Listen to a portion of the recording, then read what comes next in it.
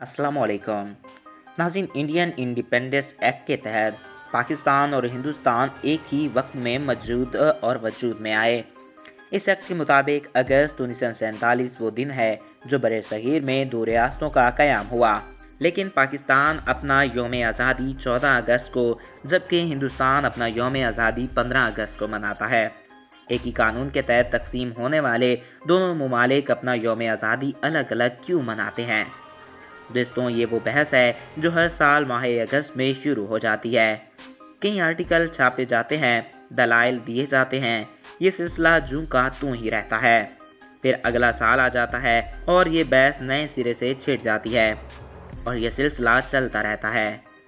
एक ही वक्त में एक ही कानून के तहत वजूद में आने के बावजूद दोनों ममालिक यानी पाकिस्तान और हिंदुस्तान अपने क़याम का जश्न अलग अलग क्यों मनाते हैं? क्या आखिर जराए सराय और लॉर्ड मेटन को क्यों जानते थे कि हिंदुस्तान 15 अगस्त को ही तकसीम हो? क्या कायदे आज़म ने खुद पाकिस्तान का जश्न आज़ादी 15 अगस्त की बजाय 14 अगस्त को मनाने की मंजूरी दी थी? इस बारे में हम बात करेंगे।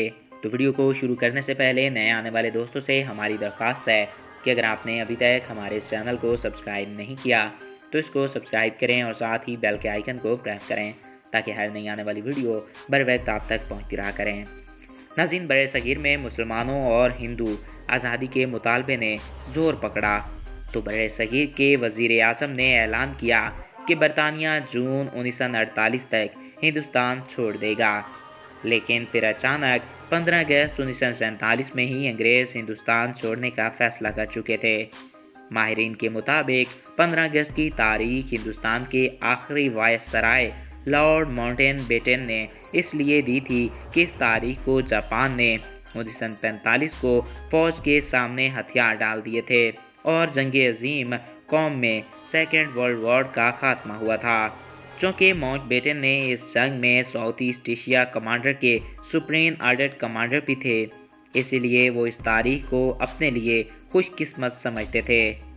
अब सबसे पहले इस बात का जायज़ा लेते हैं कि पाकिस्तान 15 अगस्त 1947 को वजूद में आया या 14 अगस्त 1947 को वजूद में आया। गजेट ऑफ पाकिस्तान 14 अगस्त 1947 को जारी हुआ। इस गज़ट में मोहम्मद अली जिन्ना को बतौर जनरल मुकर्रर किए जाने का नोटिफिकेशन था और इस दिन उन्होंने पाकिस्तान के पहले गवर्नर जनरल होने का हल्फ भी उठाया। इसके अलावा रेडियो पाकिस्तान पर कायदे आज़म की जो तकरीर नशोनुमा हुई, इसमें उन्होंने वाज़े अल्फाज में 15 अगस्त को आज़ादी का पहला दिन कहा। ब्रिटिश पार्लियामेंट से मंजूर होने वाले इंडियन इंडिपेंडेंस के एक एक्ट 1947 में हिंदुस्तान की तकसीम की तारीख 15 अगस्त को वाज़े तौर पर मेंशन है, जिसका मतलब है दोनों ममालिक एक ही दिन में अंग्रेज़ों के तसल्लुत से आज़ाद हुए।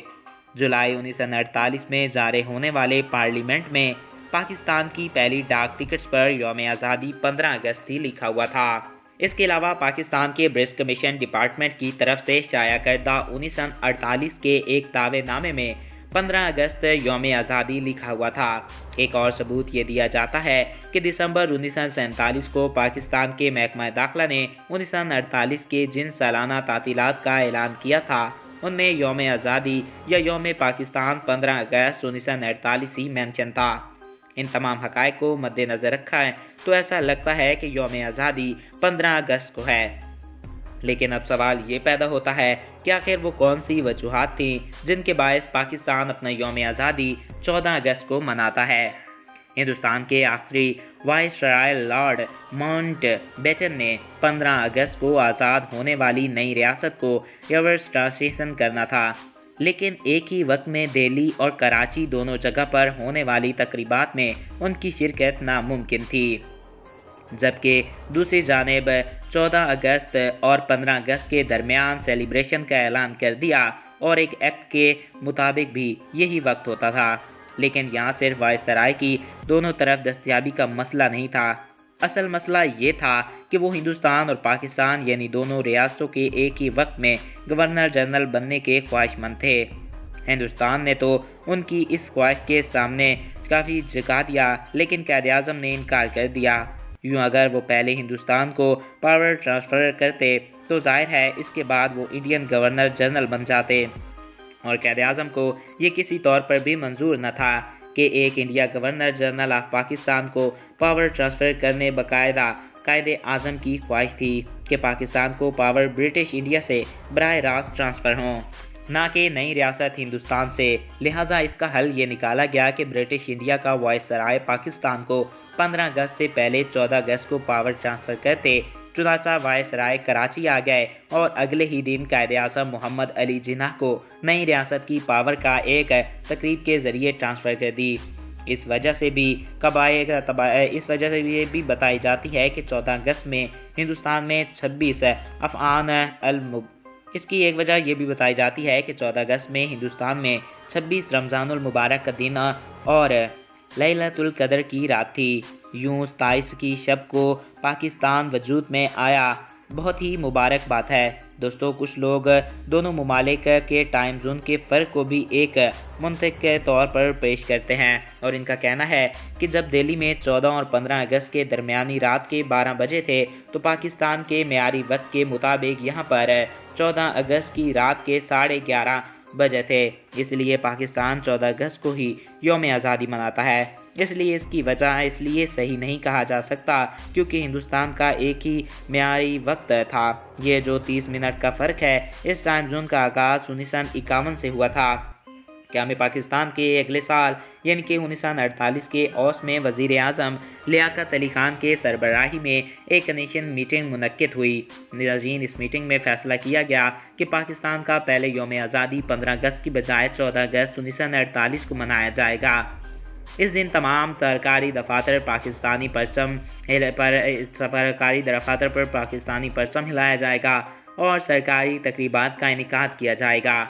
इस मीटिंग की एक समरी तैयार की गई और इसे बाकायदा क़ायद-ए-आज़म मोहम्मद अली जिन्ना को अरसाल किया गया। क़ायद-ए-आज़म ने यह मीटिंग से भेजी समरी को मंजूर कर लिया, और इस फैसले के पीछे ये वजह भी हो सकती है कि 1948 को एतवार था, जो कि एतवार के वक्त छुट्टी होती थी तो सरकारी दफातर में जश्न आज़ादी का इनेकाद मुमकिन ना हो पाता। 1948 के बाद आने वाले सालों में इन तकरीबात को 15 अगस्त की बजाय 14 अगस्त को मुनक्किद करने का फ़ैसला किया गया। मौखिन के मुताबिक क़ायद-ए-आज़म का ही ये फ़ैसला था। 14 अगस्त को आज़ादी के हवाले से एक और अहम बात ये भी है कि कश्मीर में ट्रिगर राज की तहरीक चल रही थी। इस जदोजहद के इब्तिदाई 13 जुलाई 1931 से होती है, जब श्रीनगर जेल में फायरिंग करके दर्जनों कश्मीरियों को शहीद कर दिया गया। इस वाक़े के एक माह बाद यानी 14 अगस्त 1947 को नेलुकेट में कश्मीरियों के हक़ के एक अजीम जलसा हुआ।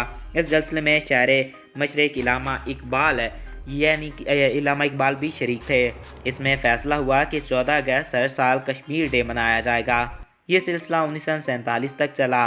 कुछ लोगों का कहना है कि शायद ये भी एक वजह हो कि क़ायद-ए-आज़म ने पाकिस्तान का यौम आज़ादी 15 की बजाय 14 अगस्त को मनाने की मंजूरी दी। कुछ माहिरीन के मुताबिक कुछ वक्त ऑफिशियल के पेश नज़र शायद ये बात थी कि दो कौमी नज़रिए की बुनियाद पर हासिल किए गए इस मुल्क का जुदागाना तशखीस पर ज़रूरी है। इसलिए ये फ़ैसला किया गया कि पाकिस्तान हिंदुस्तान से एक दिन पहले जश्न आज़ादी मनाएगा। दोस्तों, इस बहस से ये बात तो साबित होती है कि पाकिस्तान इंडियन इंडिपेंडेंस एक्ट के तहत 15 अगस्त को वजूद में आया था, लेकिन इक़्तिदार की मुंतकली की तकरीब के तहत हिंदुस्तान से एक दिन पहले मुनक्किद होना और रमज़ान में लैलतुल क़द्र की रात का होना और क़ायद-ए-आज़म का इंडियन गवर्नर जनरल से आज़ादी का परवाना लेना शायद निहायती अहम वजूहात हैं, जिनकी बिना पर हर साल यौम आज़ादी 15 अगस्त को नहीं बल्कि 14 अगस्त को मनाया जाता है। इसके बारे में बहुत से लोग बहुत से हक़ाइक़ पेश करते हैं। कुछ ऐसे हक़ाइक़ भी पेश करते हैं कि 14 अगस्त को नहीं बल्कि 15 अगस्त को आज़ादी मनानी चाहिए। तो वहीं पर जब क़ायद-ए-आज़म ने 14 अगस्त की मंजूरी दी हुई है तो इसके तहत पूरे मुल्क में जोश व खरोश के साथ 14 अगस्त को यौम आज़ादी मनाया जाता है और पाकिस्तानी तमाम इदारों के ऊपर सब्ज़ हिलाली परचम लहराया जाता है। तो दोस्तों, आई होप आपको ये वीडियो पसंद आया होगा और आपकी मालूमात में इजाफ़ा हुआ होगा।